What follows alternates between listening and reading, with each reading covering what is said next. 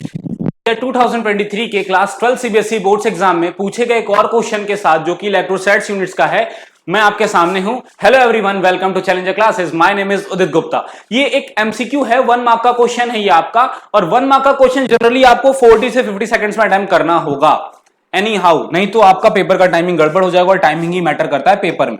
ठीक है, बहुत बच्चों की शिकायत होती है सर पेपर करने में टाइम निकल जाता है, हम एक बार रीचेक भी नहीं कर पाते और रिवाइज नहीं कर पाते, तो क्योंकि वो प्रैक्टिस नहीं करते हैं क्वेश्चंस के ना, तो इसलिए प्रॉब्लम अराइज होती है। तो आपको समझना होगा कि क्वेश्चन को कैसे अटेम्प्ट करा जाए ताकि हम जल्दी से जल्दी उस क्वेश्चन को कर सके और हमारा टाइम बचे, जिससे हम अपनी रिवीजन करके गलतियों को फाइंड आउट करें और ज्यादा से ज्यादा स्कोर कर सकें। इसी उम्मीद के साथ मैं ये लेक्चर बना रहा हूं ताकि आपको पता चले कि क्वेश्चन को अटेम्प्ट कैसे करते हैं।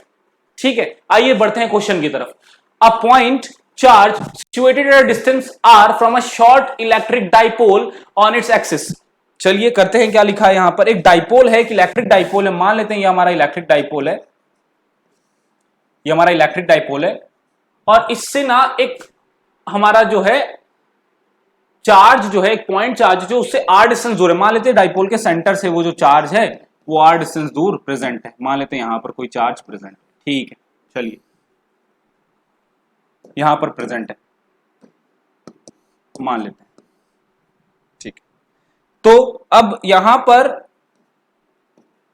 क्या बोल रहा है हमसे, एक्सपीरियंसेस अ फोर्स एफ, और आर डिस्टेंस होने के बाद डाइपोल की वजह से वो कितना फोर्स एक्सपीरियंस कर रहा है, एफ फोर्स एक्सपीरियंस कर रहा है। ठीक है, कितना फोर्स एक्सपीरियंस कर रहा है, एफ फोर्स एक्सपीरियंस कर रहा है। ठीक है, आगे क्या लिखा है, if the distance of the charge is 2r, अगर हम डिस्टेंस को बढ़ा करके 2r कर दें, the force on the charge will be, तो चार्ज पर कितना फोर्स काम करेगा। तो इस क्वेश्चन को देखिए करते कैसे हैं, इसमें कुछ ज्यादा दिमाग नहीं लगाना।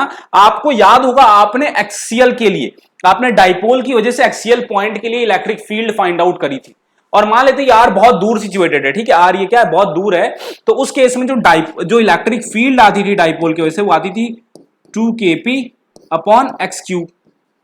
एक्स क्या था, डिस्टेंस था डाइपोल के सेंटर से उस पॉइंट तक का, उस एक्सियल पॉइंट तक का डिस्टेंस था जहां पर हमें इलेक्ट्रिक फील्ड देखनी होती थी।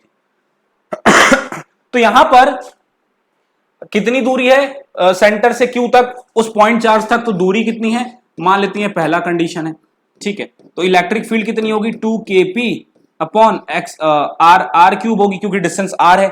अब हमसे क्या बोल रहा है, अगर यही डिस्टेंस 2r कर दी जाए बढ़ा करके, तो 2r अगर हम कर देंगे तो इलेक्ट्रिक फील्ड क्या हो जाएगी, उस पॉइंट पर इलेक्ट्रिक फील्ड कितनी होगी, 2r, डिस्टेंस पर इलेक्ट्रिक फील्ड कितनी होगी, 2r का क्यूब, 2r का क्यूब हो जाएगा, तो ये आ जाएगा 2kp अपॉन 8r क्यूब।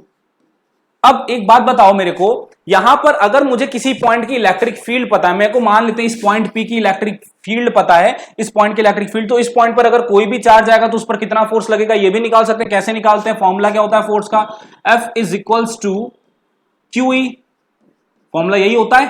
तो यहां पर फोर्स कितना लगेगा उस पॉइंट चार्ज पर, F कितना लगेगा, Q कितना है, मान लेते हमने Q माना है, उस चार्ज की वैल्यू Q मानी, और इलेक्ट्रिक फील्ड कितना उस पॉइंट की, 2kp अपॉन r क्यूब, यही है। तो ये तब का फोर्स था जब चार्ज हमारा r डिस्टेंस दूर था। अगर यही चार्ज हमारा कितना दूर हो जाए, 2r डिस्टेंस दूर हो जाए, तो कितना फोर्स लगेगा, अब नया फोर्स कितना लगेगा, तो वो लगेगा उस पॉइंट पर कितनी इलेक्ट्रिक फील्ड है हमारी, E2 के बराबर ना, 2r डिस्टेंस पर इलेक्ट्रिक फील्ड कितनी है एक्सियल पॉइंट पर डाइपोल के से, इतनी है, रखते हैं वैल्यू को। चार्ज अभी भी Q है, वही पॉइंट चार्ज है, चार्ज हम सेम ले रहे हैं, लेकिन बस डिस्टेंस हम क्या कर रहे हैं, एक्सियल पॉइंट की बढ़ा दे रहे हैं।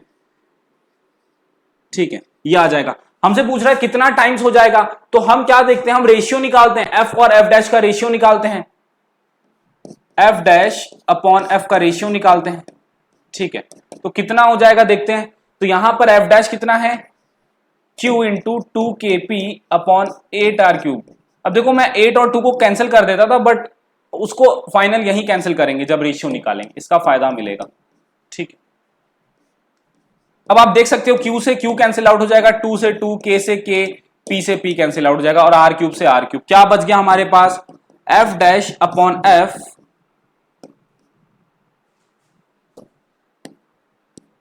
F dash upon F is equals to 1/8, यानी F dash will be equals to 1/8 times of F।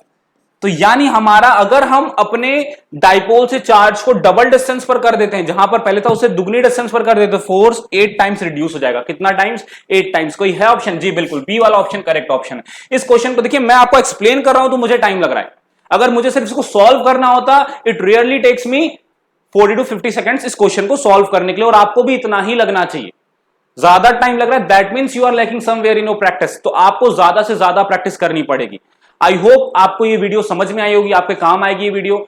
मैं उम्मीद करता हूं कि इस वीडियो पर आप लोग मेरे को एटलीस्ट 500 लाइक्स तो देंगे ही देंगे। हमारे चैनल को सब्सक्राइब करिए, वीडियोस को लाइक करिए और हमें फॉलो करते रहिए, ताकि हम और भी अच्छी अच्छी वीडियोस आपके लिए ला सके जो कि PYQs पर बेस्ड होगी, ताकि आपको एग्जाम में जाकर के ये पता रहे कि क्वेश्चंस कैसे आने और मेरे को अटेम्प्ट कैसे करना। Thank you.